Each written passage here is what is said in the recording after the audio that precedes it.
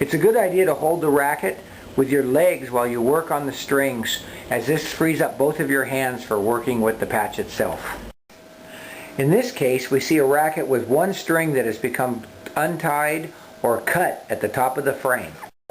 Using her spool of string, she's going to go ahead and remove enough string just for the job at hand. In this case, a couple of feet will do. She's pulled off extreme excess with 4 or 5 feet, certainly enough to do the job. She's going to now take the string and insert it into the first available hole. There you see the string coming through. Okay? At this point, she's going to make a triple knot. Just make a regular loop knot 3 different times through the same loop, and that creates a big enough knot that it will not pull through the grommet where the string is being pulled against. So there it is. Now it's pulling against that grommet. Now you take the end of your string and you insert it into the hole where the string needs to be applied, and you weave counter to the string next to you. So you go up and down, making sure that your string is not doing the same thing as the string right next to it. If it is, you need to go back and redo it so that it's going opposite of the string next to it. She couldn't get that string through, so she used her needle nose pliers. Now it's through. She pulls up on the string, tightening up all the excess, like so. Good, it's done. Now she takes the needle nose again. You could also use your string tightener for this particular job. The needle nose are always a little easier because there's about a 3 or 4 to 1 ratio on the strength needed to tighten the string. The downside is if you pull too tight, it's easy to break the string with the needle nose. It looks like you're applying no pressure at all. She holds the string with the clamp.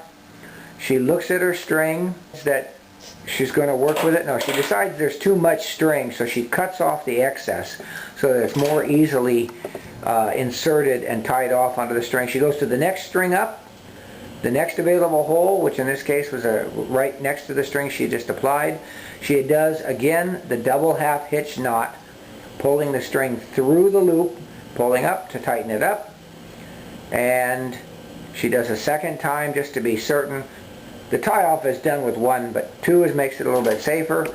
She cuts the excess string off like so, removes the clamp, and now cuts the excess string off of the other side where the string was installed in the first place, and now you have a completely repaired racket with very little time. That was all done in real time.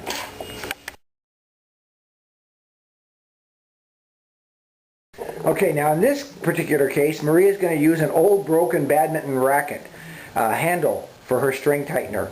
Your racket patch kit will come with a nice new version of something similar, but just to show you the method for tightening the string not using the needle nose, using a racket tightener, she places the string on top of the handle, making sure that the string wraps around once around the grip, and then she spins using her hands for strength and for the force to tighten the string. She spins the racket handle accordingly and gets it pretty tight. She can feel it because it's close to the same tightness as the one next to it. She tightens it up, puts the clamp on it, and voila, it's done.